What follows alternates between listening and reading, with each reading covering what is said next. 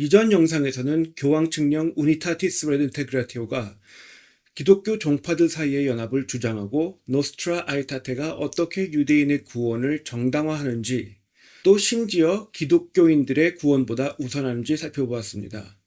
그러나 교황 측령 노스트라 아에타테는 유대인의 구원에 머무르지 않고 나아가 모든 종교의 구원이 있다 말하려 합니다. 이를 위해 먼저 그토록 교회와 결부시키던 유대교를 갑자기 완전히 다른 종교, a wholly other religion, 이렇게 바꿔 표현합니다. 유대교는 기독교와 연관성이 있지만 예수 그리스도를 믿는 믿음으로 구원받는다 말하지 않습니다. 따라서 유대민족의 구원이 정당화되면 그리스도를 믿는 믿음 없이도 구원받을 수 있다는 가능성이 인정되고, 그렇다면 다른 종교들의 구원도 정당화할 수 있습니다. 결국 기독교계가 타 종교의 구원을 받아들이게 하려면 먼저 유대교의 구원을 정당화한 후에 유대교를 다른 종교들과 일치시키는 방식을 취해야 합니다. 노스트라 아에타테는 결국 유대교를 기독교와 타 종교들 사이의 징검다리로 사용해 모든 종교의 구원을 정당화하려 합니다.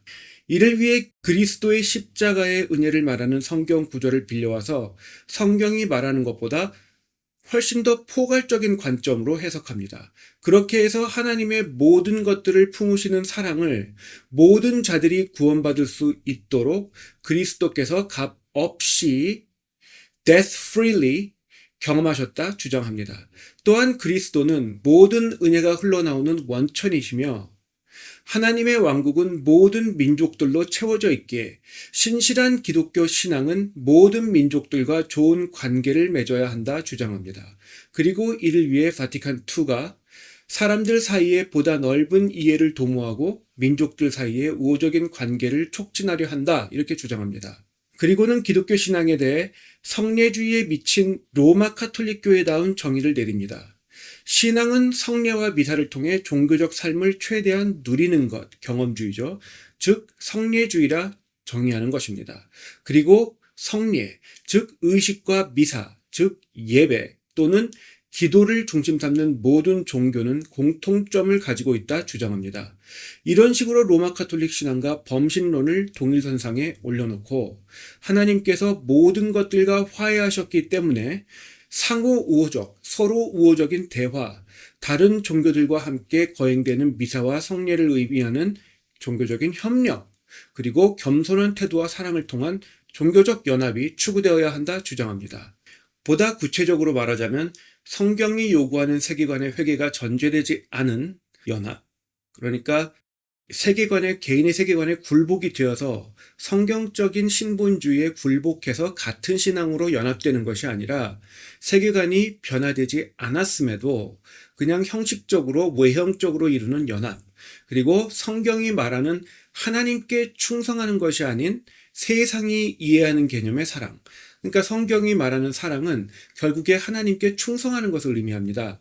그런데 그런 개념이 아니라 인간끼리 서로 사랑하는 사랑, 이런 사랑을 강조하고 여기에서 더 나아가서 인류의 형제, 공동체를 말하면서 이러한 여러 미덕이 발현되는 것, 미덕의 발현이 또는 manifestation of goodness가 성경적이라 주장합니다.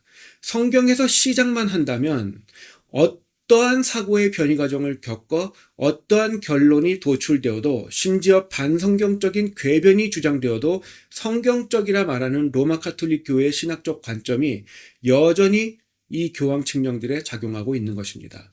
이런 식으로 일관해서 결국 모든 종교는 동일한 것, 즉 아버지 또는 절대자의, 범신론에서는 supreme being이라고 그러죠. 범신론이 절대자를 부인하는 게 아닙니다.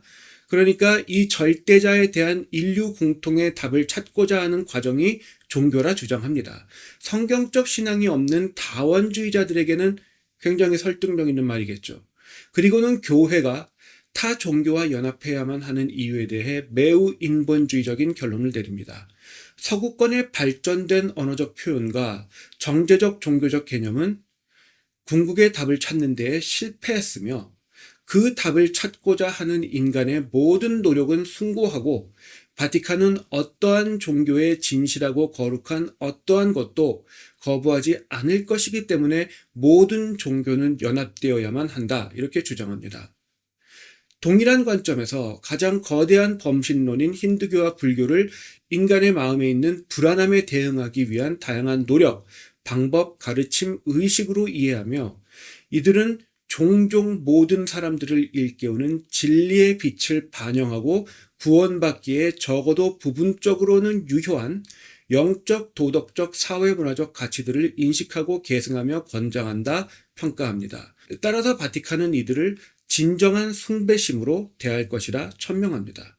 나아가서 종교들 사이에 서로 우호적인 관점을 가지고 있다면 어떤 종파의 신학자이든 또 어떤 종교의 사제이든 상관없이 종교적인 대화에 참여할 수 있으며 로마 카톨릭 교회의 중요한 부분마저도 이를 수용하기 위해 변화할 용의가 있다 주장합니다.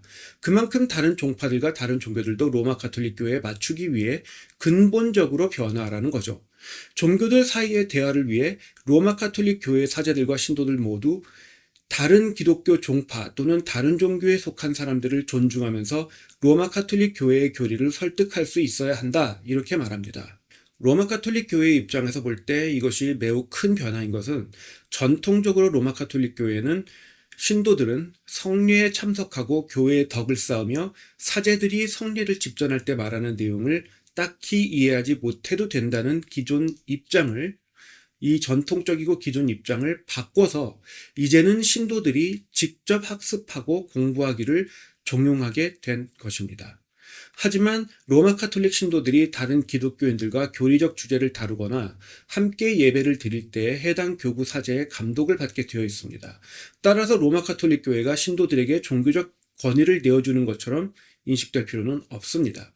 그에 더해 교황의 권위나 성례주의와 같은 로마 카톨릭 교회의 주요 특성은 다른 종파들, 나아가 다른 종교들과의 대화를 종용하는 두 교황 측령에서 이미 타협할 수 없는 로마 카톨릭 교회의 정식 교리로 거듭 천명되고 있습니다. 그러니까 대화를 하되 우린 이거는 못 바꿔, 이렇게 미리 못을 박아둔 거예요. 결국 교황 모론, 사제들의 엘리트주의, 마리아 숭배, 성례주의, 성상 숭배, 이런 것들은 전혀 내어주지 않으면서 대화의 주도권을 점유하려는 것이고, 그렇게 해서 타 종파들과 타 종교들이 일방적인 패턴으로 변화해서 교황령 아래, 교황의 교황권 아래 들어올 수밖에 없도록 하려는 것이 실제 목적입니다.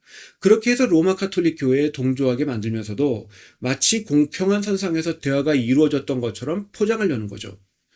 또한 로마 카톨릭 교회는 그리스도를 선지자로 여기며 마리아를 숭배하는 이슬람교와 함께 해방신학을 의미하는 사회정의, 평등주의 사회운동을 의미하는 도덕적 복지, 반성경적 세계관과의 타협을 통해 얻어지는 평화, 종교적 배타성을 버리는 것을 통해 얻어지는 자유, 이런 것들을 추구할 것이라 천명하고 사회해방주의, 사회정의운동, 즉 해방신학을 전 세계의 모든 기독교 종파들과 모든 종교들이 함께 추구할 수 있는 활동으로, 모든 종교의 공통가치, 공통활동으로 추구합니다.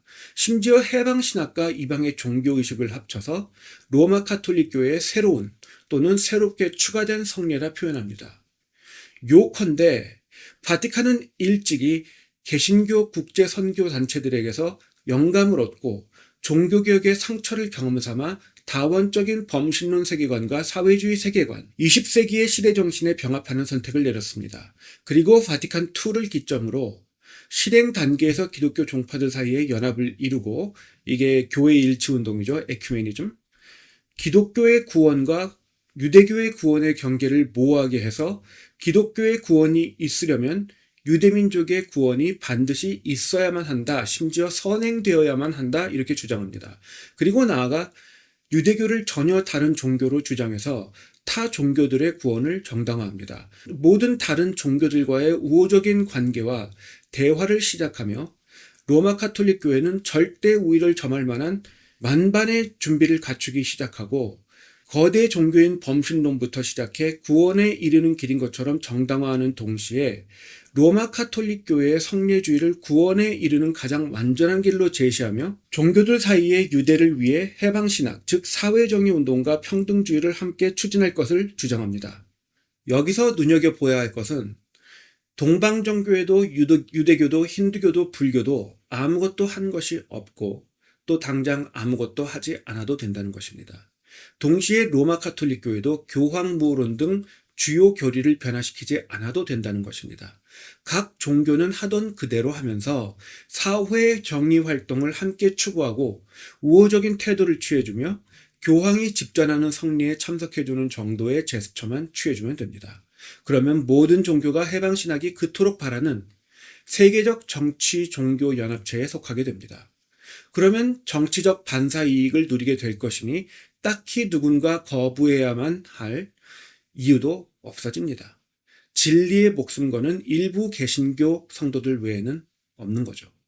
결국 로마 가톨릭 교회도 다른 종교들도 어떠한 중대적 내적 변화, 세계관의 변화 없이 서로 우호적으로 대하면서 교황이 집전하는 성리 아래로 들어와 하나의 세계적 종교 연합체를 구성하게 하는 것이, 그리고 그렇게 해서 세계 모든 종교들을 교황청의 영향력 아래에 두는 것이 종교다원주의의 목적인 것입니다. 다른 종파들과 종교들을 대하는 로마 가톨릭 교회의 입장이 바티칸2 이전과 이후에 정반대로 달라진 것 같지만 중대한 교리적 변화를 꾀하지 않으니 사실상 달라진 것은 없습니다. 되려 교황권의 강화라는 주된 목적은 수천 년간 그랬던 것처럼 오로지 이제는 전 세계적으로 강화되고 있는 것입니다. 바티칸2로 인해 교황청의 영토 확장을 보다 활발히 꾀하게 된 것이죠. 그리고 개신교 선교단체들 중에는 WCC뿐 아니라 WEA까지 이 로마 가톨릭과의 동조를 꾀하고 있습니다. 이런 식으로 개신교 전반이 로마 가톨릭과 연합하게 되고, 또 로마 가톨릭 교회는 전 세계 최대 종교죠. 그래서 이 기독교계가 완전히 하나가 되고, 그리고 거기에 다른 종교들이 동조를 해주면 그야말로 말세지 말에 큰 음녀가 탄생하게 되는 것입니다.